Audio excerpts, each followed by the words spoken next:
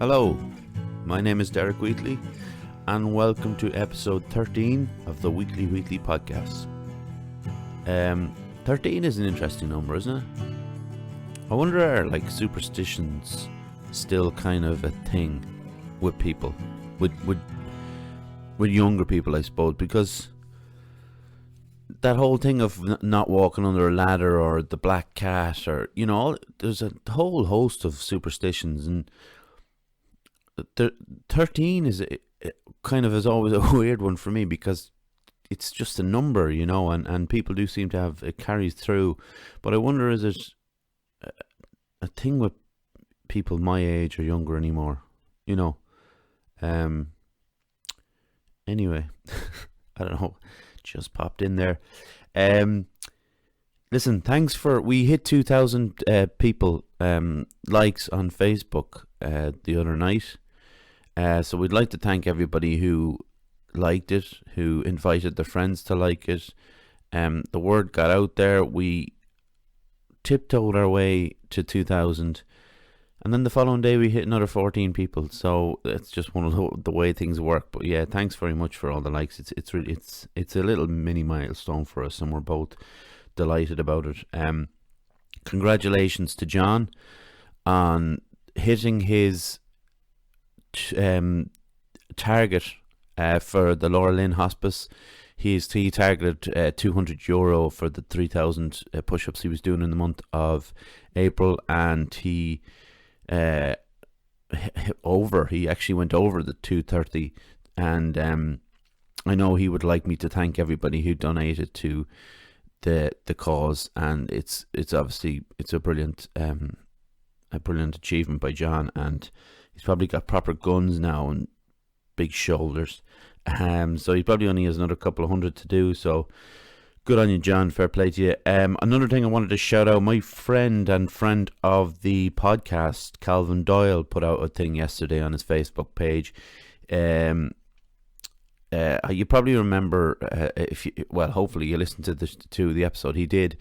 He's a graphic designer, and he's works in for his own company, and a friend of his, Studio Great, but they're trying to help out businesses during this kind of tricky time, and the best thing to do would be to contact Calvin, because no point me sitting here and telling you what he is trying to do, because he's the man to get it done. So if you need help and you think he can give you a hand getting to where you want to be, if you're struggling at the moment like everybody is, his contact information is cd@calvindoyle.ie. Give him a shout. He's willing to help you out, and this is kind of sticking with the kind of guy he is. So good on you for doing that kind of stuff, Calvin. A lot of people will benefit from it, and we appreciate the effort you're putting in. So this show is going to be based around 2 or possibly 3 of my blogs, depending on the time we have. We had a couple of people ask, could I talk a bit about bipolar disorder, just to explain what it is, to explain what bipolar 1 and bipolar 2 are, and what the difference is between both. So I kind of wanted to have a little bit of structure around blog posts that I wrote in the last 2 years, I think it is, roughly. And I haven't really written any since November, because we're going to getting the idea of the podcast off the ground, and I suppose that was my way of getting out what it is people go through, I guess, and what it is that I've been through. So what I'm going to do with it is I'm going to read a blog post, get stuck into what bipolar is in general, the medical side of things, because obviously, as I've said a few times before, you all know I'm not a doctor, so I can give my opinion and my experiences, but I can't give the definition of bipolar and the side effects and the symptoms of it. So what I do is I go into sites, and the DSM, which is the thing that everybody should go by when it comes to mental health diagnoses and things like that. and I fill out that, and I don't want it to be. I don't want people to kind of switch off because it's just me reading out definitions and symptoms of bipolar, because it's very important for us to know this kind of stuff. If we go down the road and we suffer from it, our friends or family members do, it's very important that we know what we're dealing with, and that goes for any mental health and goes for any physical health too, obviously. So I don't want it to be boring, so I'll dip in and out of my own personal experiences. So the first blog I want to read, it's actually called what I titled it, Bipolar, a Diagnosis, and in brackets, Better Late Than Ever. I wrote this on the 18th of September 2018, so over a year and a half ago now. So this is the story, and coincidentally, if you listen to last week's show about the mental health within celebrity and fame, here comes a little mention of Kanye West again. So, on the front cover of Kanye West's latest album, Ye, I always say that wrong, it reads, "I hate being bipolar, it's awesome." He was diagnosed recently at the age of 39. His erratic behaviour over the last couple of years could be put down to the disorder, or maybe not. The album cover statement is the common joke that is used when talking about the condition. Many don't understand the complexity of bipolar disorder, just that there are highs and lows, but there is a lot more between the lines, such as the build-up to both and the irritation that goes along with each state. There is uncertainty in both moods and a worry that a high or low could lead you to do something completely out of character and perhaps cause problems for yourself down the line, such as spending recklessly, taking risks completely out of character, or allowing your inner thoughts to flow out without a filter, without the rationale that allows us to temper what we usually temper what we should or should not say to others. And then I put in brackets Kanye. That was alluding to his Trump meeting, I suppose. I guess it was. There is bipolar 1 and bipolar 2. I fall into the latter category. I experience more lows than highs. I am more comfortable in the lows because I have grown accustomed to their frequency. The highs are different. I struggle to find ways to get through them. I continue to search for answers and to understand the workings of the disorder. The major difference between bipolar 1 and 2 is the severity of the highs and lows. To be diagnosed as bipolar 1, the person must have had at least one manic episode and one major depressive episode, the symptoms of which are too intrusive and obvious that they can no longer be considered normal or go unnoticed by the people around you. During the manic episodes, the person will feel immensely excited and energetic. For a diagnosis of bipolar 2, the person must have had at least one depressive episode lasting 2 weeks and at least one hypomanic, literally meaning under mania or less than mania, episode. To go back to the Kanye line, I didn't realize before I researched bipolar disorder that it is possible for someone with bipolar 1 to move between highs and lows a number of times throughout one day. I saw a couple of videos on YouTube where people film the process, and they're so hard to watch. I can't imagine how distressing it might be. Those elevated moods are not something you ever get used to. As the lows arrive, I feel them in my energy levels first. I'm far more sluggish when out running or cycling, my body feeling stones heavier. Interest in the things I love starts to go. I still watch films, but they pass by with no mark on my memory. I can't read because I could spend 15 minutes trying to take a couple of pages in, beginning again when I lose the thread of the story. Music can bring the odd glimpse of light, but I was conflicted in what I should listen to, happy upbeat tunes, and what I wanted to dwell in, sad gloomy songs. My anxiety increases and people become aware more of a What? My anxiety increases and people become more of a hassle. I suspect that they think of me the way I think of myself in those moods.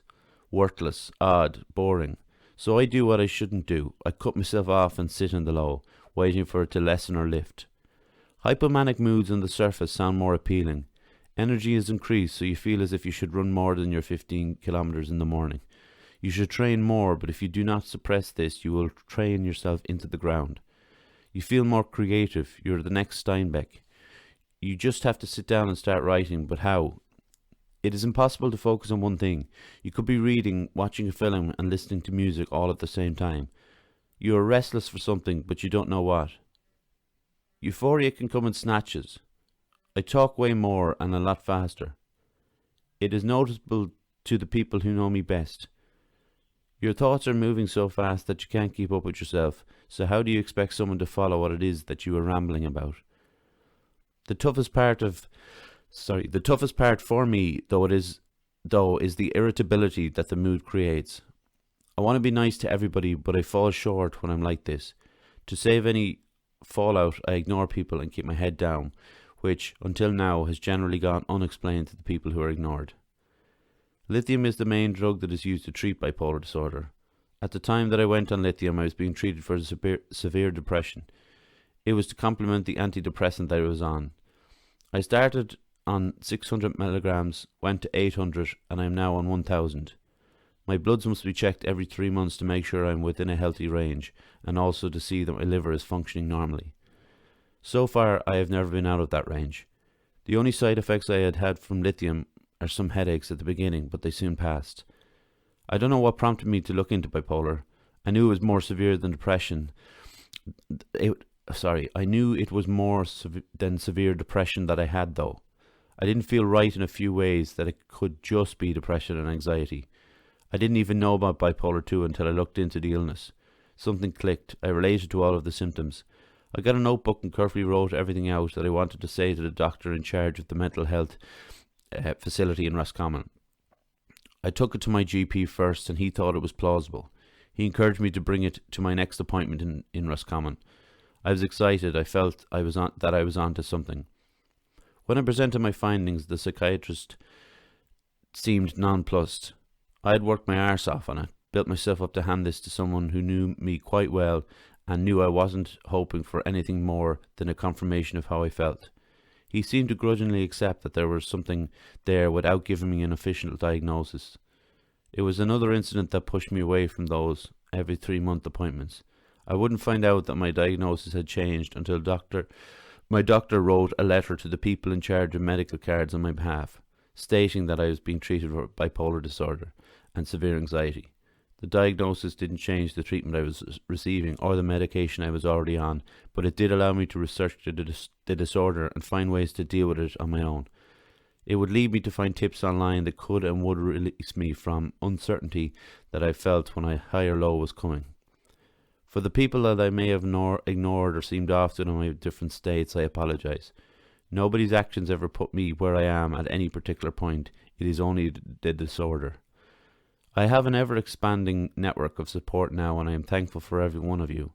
I will continue to try and expand my knowledge on the disorder and hopefully find more ways of dealing with the moods and the feelings they elicit.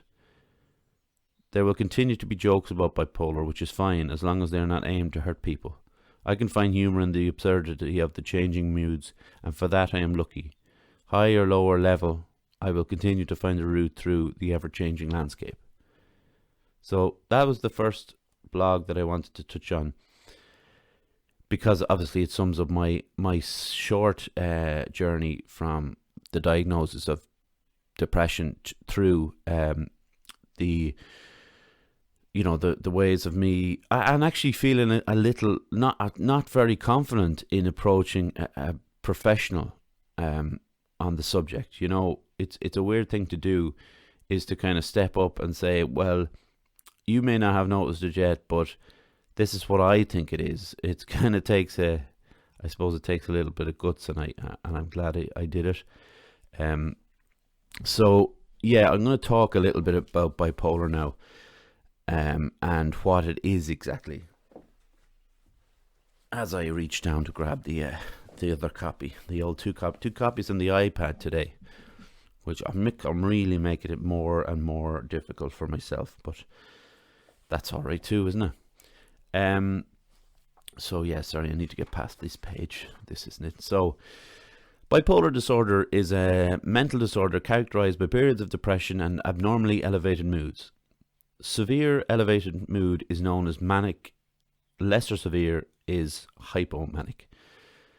Highs: the person feels abnormally energetic, happy or irritable. Impulsive decisions made with little regard for consequences and reduced need for sleep. During periods of depression, the person may experience crying, a negative outlook on life, and poor eye contact with others. The risk of suicide is high. Over a period of 20 years, 6% of people died by suicide, while 30 to 40% engaged in self-harm. That was a study published by Professor Ian Anderson in 2012. It was very hard for me to find a one that was updated to that with numbers for everything that I covered there, which is kind of strange considering that was obviously 8 years ago. While the causes are not clearly understood, both environmental and genetic factors are thought to play a role. Genetic factors account for about 70 to 90% of the risk of developing bipolar. Environmental factors, risk factors including a history of childhood abuse and long-term stress. The condition is classified as bipolar 1 if there has been at least one manic episode with or without depressive episodes, and as bipolar 2 if there has been at least one hypomanic episode and one major depressive episode, like I covered in the blog there. So the signs and symptoms. Late adolescent and early adulthood are peak years for the onset of the disorder. The condition is characterized by intermittent episodes of mania or depression with an absence of symptoms in between. Physical activity is influenced by mood, e.g. constant, I love saying e.g. I normally say i.e., I don't know why I wrote down e.g. there. Constant fidgeting with mania or slowed movement with depression. I think we're all aware of the slowed movement. You know, you can see a depression in someone or alone, someone we may not be used to, or so obviously by turns, if you're not used to it, you won't see what the elevated mood creates. So it's kind of a constant fidgeting and things like that. Disruption in circadian rhythm and cognition. Mania can present within various levels of euphoria, dysphoria, which is kind of an unease and dissatisfaction, and irritability. According to the DSM, which I spoke about, actually, which is the Diagnostic and Statistical Manual of Mental Disorders. I think that's what it is. It's on DSM-5 actually now, at the 5th edition. You should read the other 4 because they're great. No, I'm only making it a bit light of a serious subject. It's okay. But yeah, they're obviously on the 5th edition because mental health continues to change depending on environments and depending what, it's a different world now with 24-hour news, with social media, with different types of pressures come different mental health, and they constantly have to update and rewrite disorders to adjust to that, and different things like alcoholism was moved into as a mental health disorder, whether I can't remember if it was DSM-3 or DSM-4. So, and these are kind of things that are written every 20 years as well. So DSM-4 to DSM-5, there may be a 20-year gap between it. I'm not 100% sure on the timeline, but there's large gaps between it, so you can see why things might need to be updated from it. According to DSM-5 criteria, mania is distinguished from hypomania by length, as hypomania is present if elevated mood symptoms are present for at least 4 consecutive days, and mania is present if such symptoms last for more than a week. So 3 or 4 days between, I suppose. So then mania range from euphoria to delirium. An increase in energy of psychomotor activities. So like a range of irritabilities is something that we can spot in people quite quickly. And that's not to say that if your brother is a bit cranky one day that he's bipolar.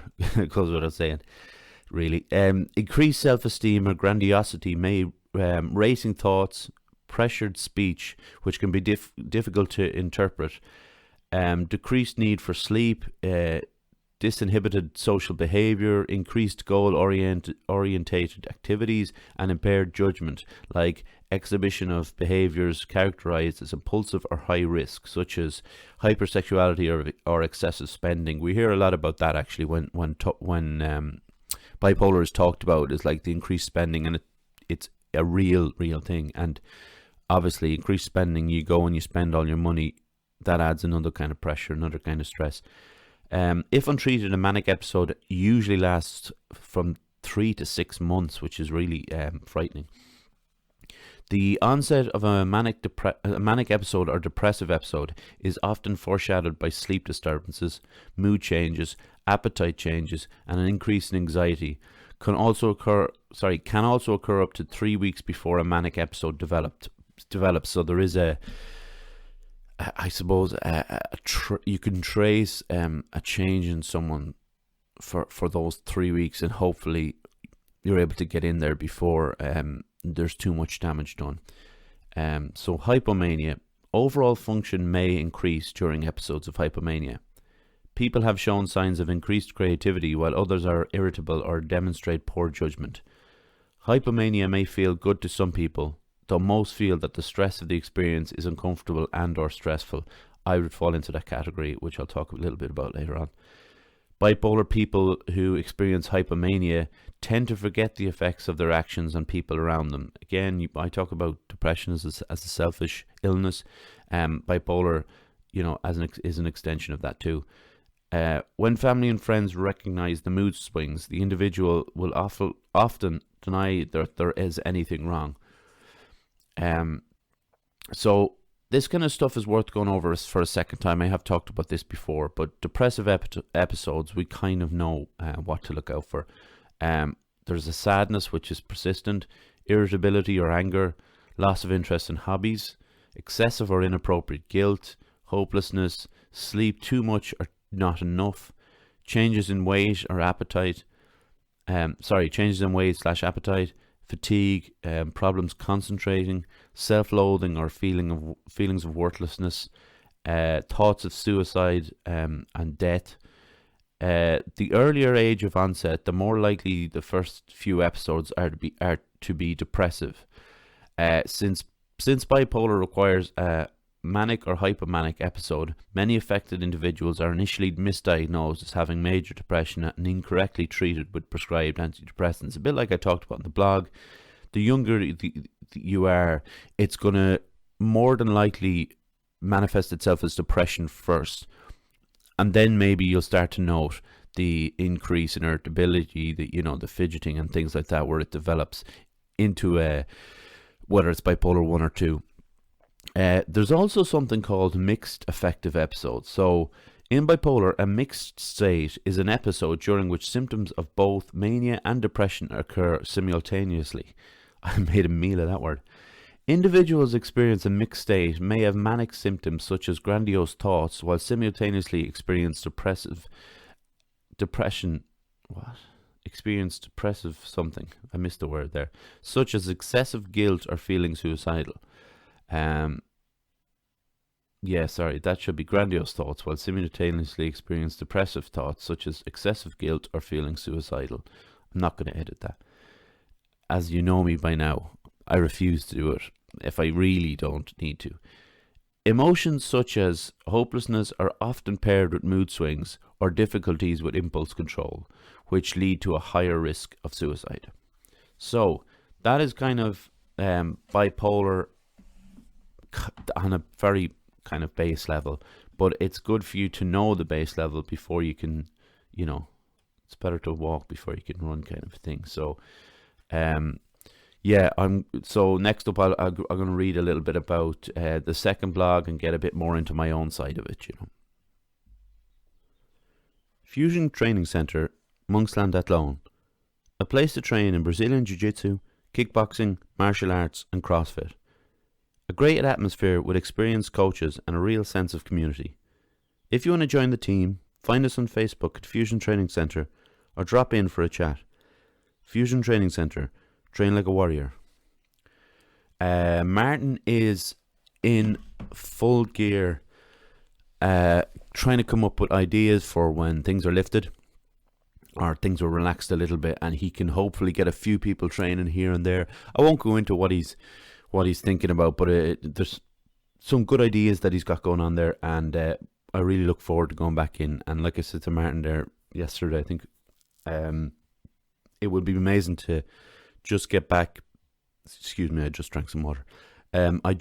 to just get back in and just have a bit of crack as well. I do miss jiu-jitsu an awful lot, but it'll be great to get back in and catch up with the lads and ladies and just enjoy it again. So fingers crossed for May 5th. So this next blog is called This Is a Low. Obviously the clue's in the title. I wrote it on September 27th, 2019. So, not that long ago really. So, this is a low. I'm way down. The middle ground seems far away, and those dizzy, unsettling highs are hard to even imagine. This week has been long. I have trained in the gym, as in my head I've conjured up the idea that I'm integral to the training of my teammates who are competing this weekend. To convince myself into thinking that I was important to their chances in the tournament was enough to get me out of the house for 3 sessions this week and 5 last. I haven't ran in almost 2 weeks. Haven't swam in a week, and I've only cycled to and from training. I haven't been to town at all, as it seems such hard work to talk to people, and my brain has unleashed an idea that somewhere in town lies a danger that needs to be avoided. I haven't been sleeping well, so the days are even longer, torturously long. I take knockbacks as so much more. If Brazilian Jiu-Jitsu is all I have just now, then I will criticize my lack of progress to the extent that I want to give it up. I was always shit at sports anyway. I can't read unless I want to reread pages over and over, as none of it goes in. Films pass the time, but go by and are forgotten. I'm falling in and out of sleep, minutes at a time, partly because of my sleep troubles at night, partly due to the medication that I need to kick back in. I'm busy this weekend at the competition. I'm just there to support. This depression can be relieved in groups. Anxiety has taken a bit of a back step, so I don't feel the nerves about going somewhere that I don't know. Even during the week, I could kind of feel something different with my training partners. I have to bury myself in distractions and try to remember that what goes around comes around. Tomorrow and Sunday won't feel so long. Hopefully I can then get out for a run on Monday. I know I'm a fighter when it comes to this, and the weight that is pressed upon me. Not everyone understands, but people surprise you. Fuck these long days. Fuck them. So, that was that describes my low to a T, and where I was at that moment. Now, like I said to you before, I think lows are a lot easier for us to spot as humans, really. If we see somebody that we know and love, and we see that they're going through something, or if they're going through a low, there's a checklist in our minds of how to spot that low. And like I say, depression is one thing and bipolar is a completely different thing. So if someone is diagnosed as depressed, you can spot the depression in that person. That what I just read out there is clearly me at my, one of my lowest and one of my severe lows. And what I was going through, I was trying to plow through these things, and it's quite difficult to do, obviously. But I did it. I got to that tournament to see my my friends and training partners and coaches, compete in jiu-jitsu, and it was amazing. And I did get a bounce from that. When I released these blog posts to Facebook, and my training partners and my friends saw it, there was a huge swell of support from them. And I mean, really, going out of your way to make sure that things were all right, or things that, especially when I put out that one, there was a concern in people, and it was something that did give me a lift. And I know, a lot of people read them within the gym, and this was me of that period when I wrote that, which was over a year. I wrote maybe 16, 17 blog posts. That was me really telling people what I was going through. And I had told people, knew about my mental health struggles. Some people did, but that was me just saying to all those people who know me, it's out there now. And if you need to share it with someone, do. If you think, it was almost me saying, if you want to come to me for a chat, do. This podcast is kind of an extension of that again, because we knew it would reach more people when the idea came about to do it, and when I've had various discussions with John about it. it's one of those things that I wanted to help people to get through things. And like I say to you, I'm not a doctor, I'm not an expert, but I'm someone who's been through certain things. So I wanted people to understand what it was like for me. So that was the low. So then the highs for me are obviously, I dislike them more than the lows because I'm more accustomed to the lows, so I'm better at handling it, and my body and my brain has become better at taking the hit of it as such, the hit of the low, and knowing to kind of ride out the storm and then get to the other side, and all the other cliches I could use. But the highs are a different thing, which I really haven't got a grasp on yet. I'm still trying to figure out. I guess the thing about it is the things that I run to when I'm really low, I can't run to when I'm high, because I can't. The first thing that gets hit is the concentration. So if you can imagine you're watching a film, and say for example you're watching a film in a group of people, okay, so it's 4 or 5 people watching a film, and everybody's talking, and all you want to do is concentrate in the film. That's the concentration levels I have when I'm watching a film on my own in a room during a high. It's almost like there's a group of people talking. And I don't mean that in the sense of, obviously don't mean that in the sense of schizophrenia, that's a completely different illness. But I do mean in the sense that my mind is racing in 4 or 5 different ways. My internal voice, my own voice in my head is telling me, you need to do this, you have to watch out for this, you're going to be anxious when you do this. And all these things are running, they're all running at 100 miles an hour. They're all, there's a team of Usain Bolts in my head, just going each and every way. And it goes the same for reading, not so much for music, because you can stick music on and it can be a minor distraction, it can be nothing, or it can be something that can take you away somewhere.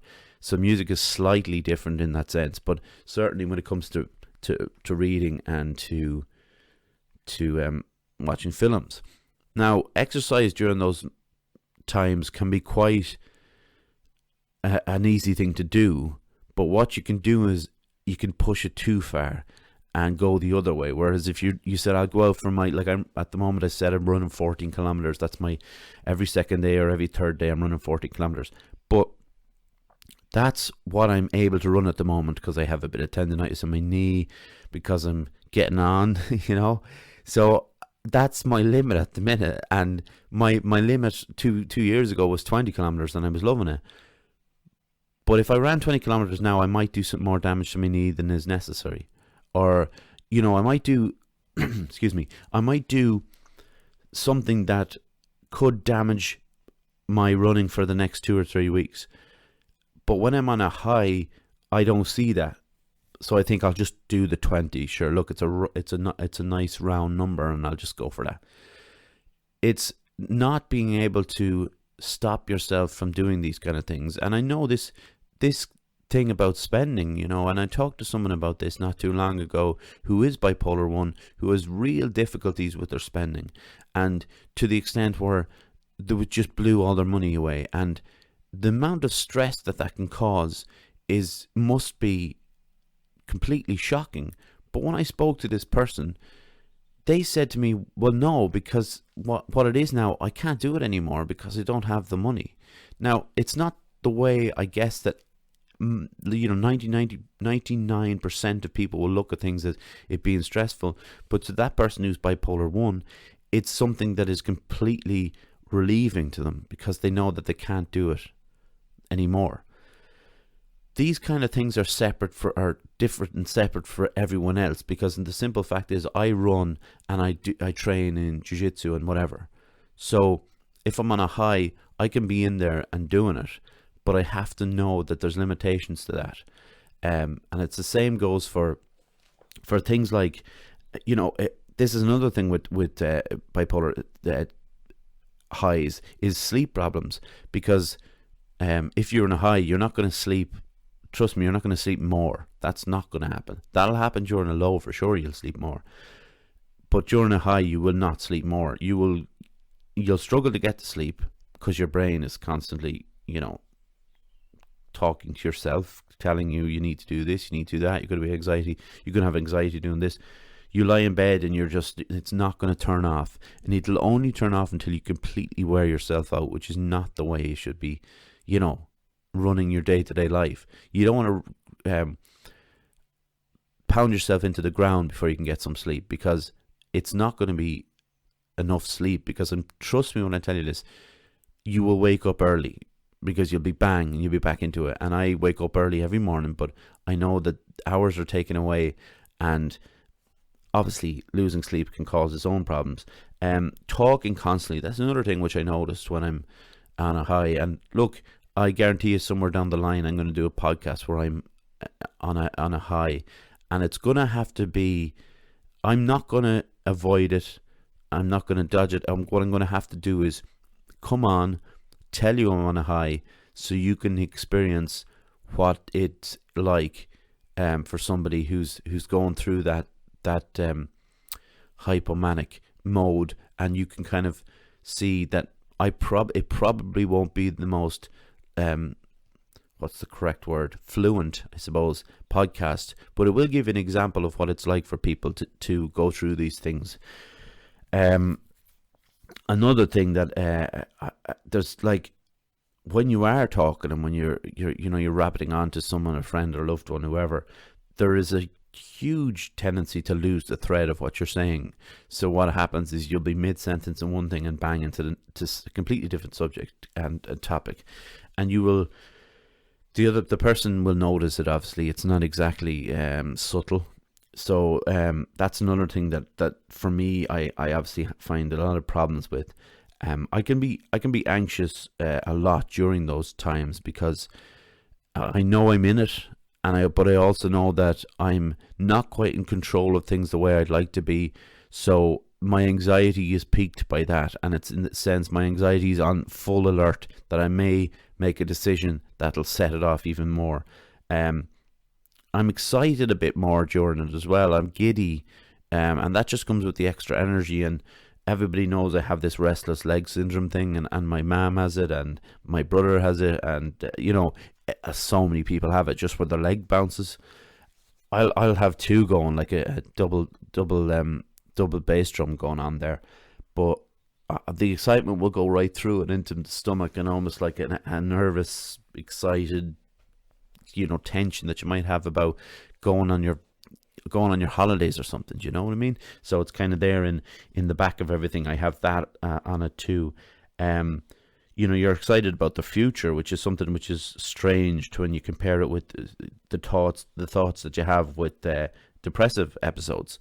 That I think that's an easy thing to look past. Like, I'm not one who just thinks about the future as like what I can do. People think big when they think about the future. They want for things to be big, and we all want to be successful in life. And I don't think in those terms as such anymore, because I suppose the restrictions that have been put on me with anxiety and things have dulled that a little bit. But I do think that when I'm in a high, I do have these weird things about thinking big, that I'm going to do this and do that, and instead of just being happy with what I've got and happy with being able to function under I guess different circumstances than a lot of people. Irritability is another thing, and that's, Anne will attest to my irritability probably more than other people who know me, because we're in each other's pockets a lot of the year. I'm sure I've said it before. During the winter and during the late autumn, winter, and early spring, I sit downstairs with Anne, because we have the fire in the front room. So it's nice and cozy. I have my book. She watches her TV programs and things. But there's a sense of irritability that I get, and she knows that she puts up with it, and she's a trooper in that sense. But like people scraping on plates, finishing their dinner and stuff, and it just drives me mad. Whereas most days you wouldn't even wouldn't pay any mind to it. I'd be stuck into a book or something. It's irrelevant. But if I'm trying to read during a high and I can't, nothing's going in, and all of a sudden there's this plate scraping and the two dogs are jumping around like lunatics, and you're just kind of, it's all building up, and it's hard to bite the lip sometimes, but I try to, Um, to help with balancing things. Now, I've talked about lithium before, and I've talked about how people don't like medication, and that they have every right not to like it and every right not to take it if they don't want to. I would not have, I would not be coping with things well if I did not have the lithium, if I wasn't put on the lithium. It was the correct call by the doctor. I'm very happy that my doctor is on the ball to me. He knows me very well at this stage. I'm very happy that they agreed that this was the correct route to go down. Now, like I said, I was prescribed lithium before the diagnosis of bipolar, because it can obviously be it can be given for major depression, major depressive episodes and things like that. It's prescribed, but obviously it goes hand in hand with lithium to keep a level between those highs and lows. I think it has worked a lot for me. Like I said, I got a few headaches at the start of it, but that was it. I'm on 1,000 milligrams. I do have to get my bloods taken. They do have to check my thyroid function, my liver functions, and things like that. It's every 3 months. It's a bit of blood taken. It doesn't bother me in the slightest. I know it does bother a lot of people, needles, but that's that kind of covers what I wanted to talk about with bipolar. I hope the couple of people who wanted me to talk about it, I hope that gives you some insight to what it's like, and helps in some way. So I had another blog ready to go, but I'm going to actually push it back to the next episode, because it's another little topic. It's nothing to do with bipolar, but I did want to try and cover it because somebody asked me a bit about it. I will push that back to the next episode, where I think we've got like 2 or 3 things to cover, and it's going to be slightly, it's going to be slightly less medical, I would say. So it's going to be a little bit more relaxed, but also hopefully I will learn some stuff from researching it, because it's outside my sphere of knowledge, like a lot of things are. So I got this question off a listener, who shall remain nameless, because that's their right. Do you think that people can only suffer from anxiety because of a specific trauma that happened to them? Or is that anxiety always there and the traumatic event just happens to expose it? So obviously, like I said, not a doctor. That's from something, isn't it? Not a doctor. Anyway, I digress. I did some research, and I give my little answer at the end of this. So, scientific research has shown that brain chemistry is almost certainly a factor in anxiety disorders. Proof of this can be seen when a person's anxiety is relieved by medication that alters levels of chemicals in the brain. Makes sense. Obviously, life experiences are a massive factor, such as exposure to abuse, violence, or poverty, which leaves you vulnerable. Trauma would also fall into this category. I wanted to actually mention Teresa here, who's going to be our next guest on the show. After the podcast, Roy talked about my infection after my appendectomy. She pointed out that was trauma, like a traumatic event. I just saw it as something that happened, and it was awful. I was a kid, whatever. But it made sense when she said that was trauma, and I had suffered from trauma, and that's kind of that incident in my life, which kind of got me thinking completely differently about the event as a whole. But then this question came in a couple of days later, which is kind of spooky. So maybe I am superstitious. I did a link back to the start of the podcast there, and I didn't even mean to do that, but I'm delighted with myself. Little amuses the stupid, as they say. Anxiety can multiply.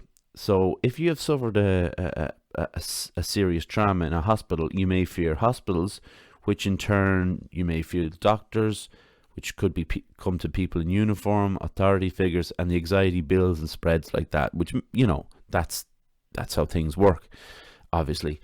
In that, thankfully it didn't go all the way there for me, but it's something that could easily happen to somebody. Trauma can expose the anxiety to a huge degree, leaving the person with panic attacks, a tendency to avoid places and people, and ultimately becoming a serious problem in somebody's life. Family history is another factor in the cause of anxiety. Anxiety disorders run in families due mostly to genetics. It is vital that parents observe their children for symptoms, so they can be treated early. And I mentioned that in an earlier episode about, that thing of being a nervous child or a nervous baby, even where you notice that they're a lot jumpier and maybe get upset more quickly and things like that. And you can see that in young, obviously babies, toddlers, but young kids as they grow into their teens, you can notice it too. So it's obviously something to kind of keep an eye out for. But to answer the listener's question, really, it seems to be a bit of both. To me, from what I've read. Now, that's just a summary of kind of a couple of different places where I read up on this. Some people were always destined to suffer with anxiety problems, while others are anxious due to a traumatic event. It is highly unlikely that you have anxious traits that have been hidden all along until this traumatic event occurred. So, I'm not going to mention what the person's build up to the question was, because it's, like I said, it's not for me to kind of talk about. But if there was if there's something that you feel, if you look back, I look back on my early years and into my teenage years, and I can see a tendency in me for me to be anxious about things, and maybe to be restless and fearful of certain things. So I can tell from that I was always predestined to be an anxious person, and someone who may suffer from anxiety and panic attacks and things. Now, if you have had a trauma in your past, and you can all from there see the bridge that you kind of came across into an anxious world, or to being an anxious person, then your anxiety is stemmed from that trauma, and you will have had panic attacks and things like that. And I hope that you have found, whichever way it was for you, you have found that kind of history of where you came from. You found a way to deal with it. You found somebody to help you through it. You found, even if you're on medication, something that can help, that is helping you. That seems to where it lies from. You're either prone to it, or you're either prone to the anxiety, or it's being created through an event. From the research that I've done, I'm sure people will be able to contradict me on that and say, well, no, it's this and it's that, which is fine. But I did my best for that kind of question, because I wanted to answer it seriously for the person who messaged the podcast page. So what have we got on the rest of that? May the 5th is such a big date in our minds now, isn't it? It's not going to be bam and we're going to go back to what we were doing before it, obviously. But we've all got we've got expectations about it, and we've got our hearts set on something, getting back to something.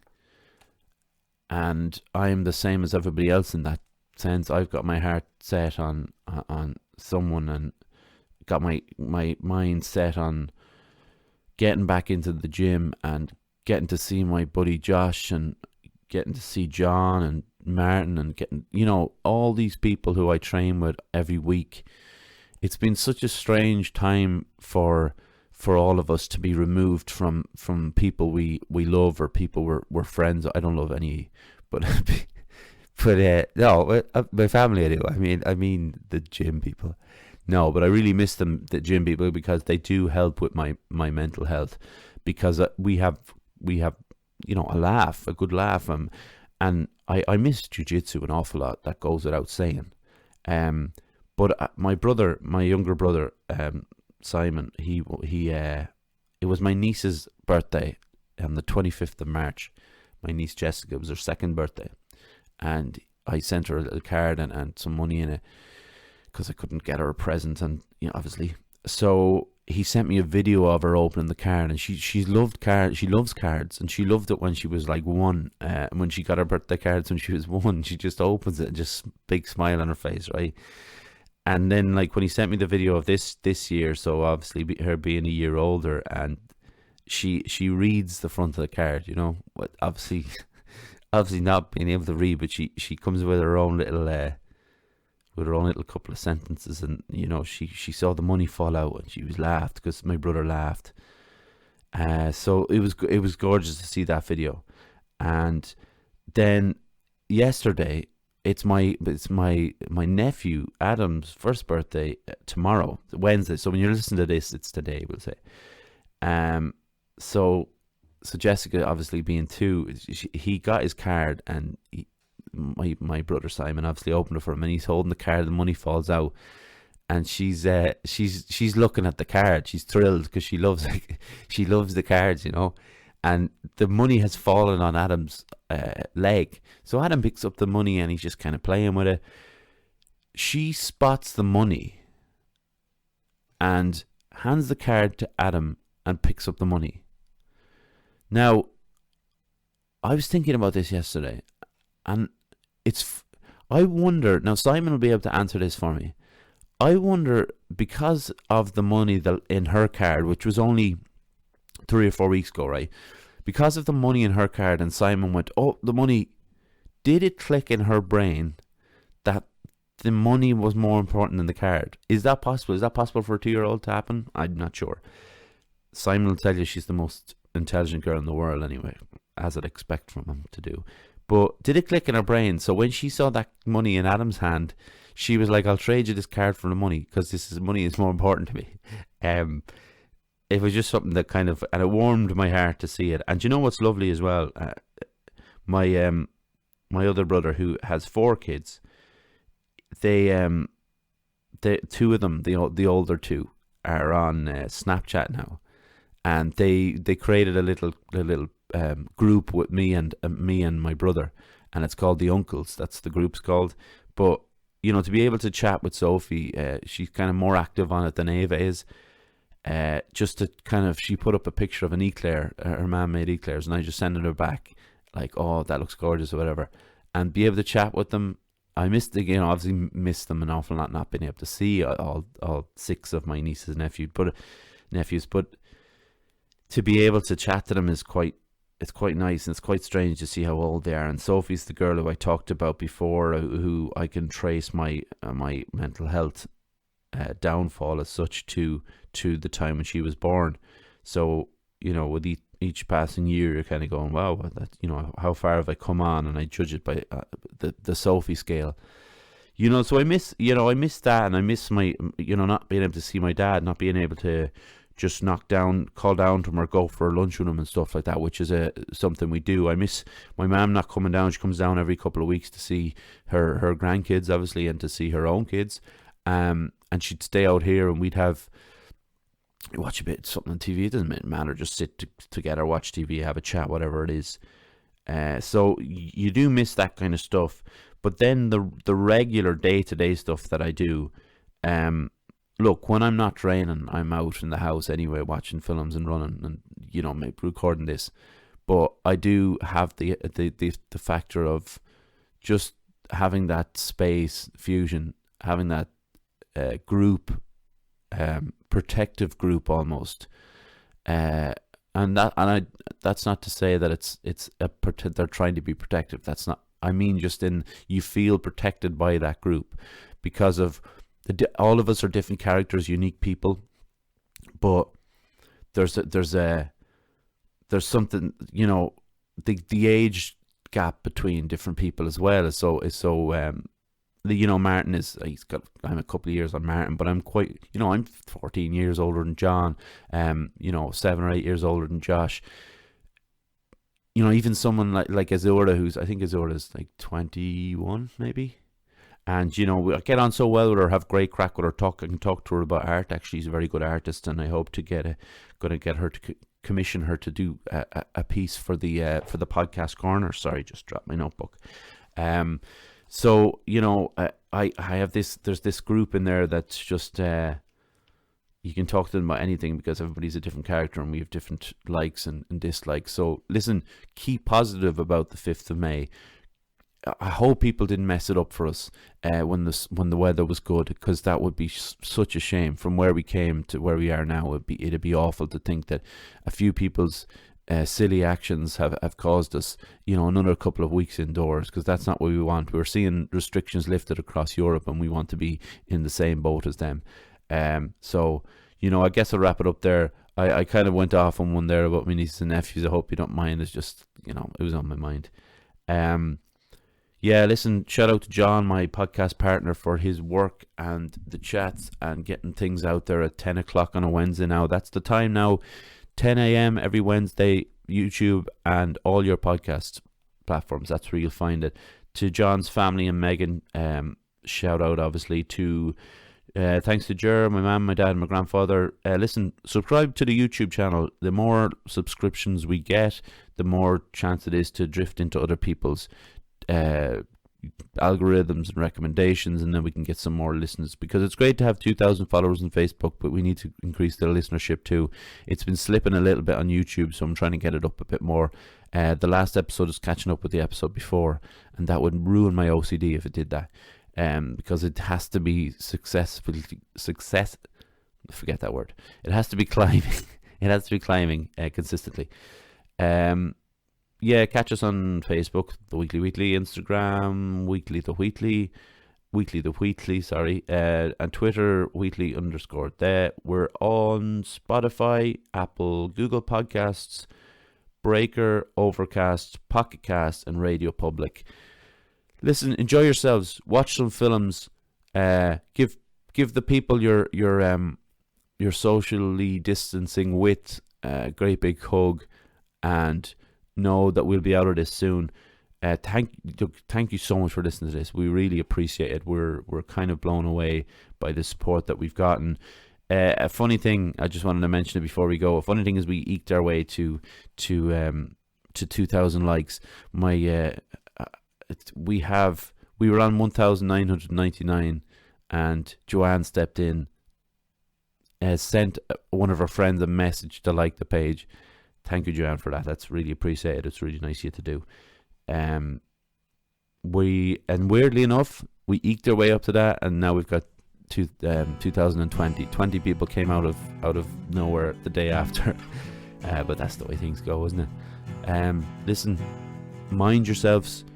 We'll be back next week. We'll be back Saturday, actually. Didn't mention Saturday. Have a listen to last week's Saturday's live. It was a bit of crack. I did an eye test for Teggy. I played a song and I sang. So if you want to put yourself through that, go for it. Take care of yourselves anyway. All the best.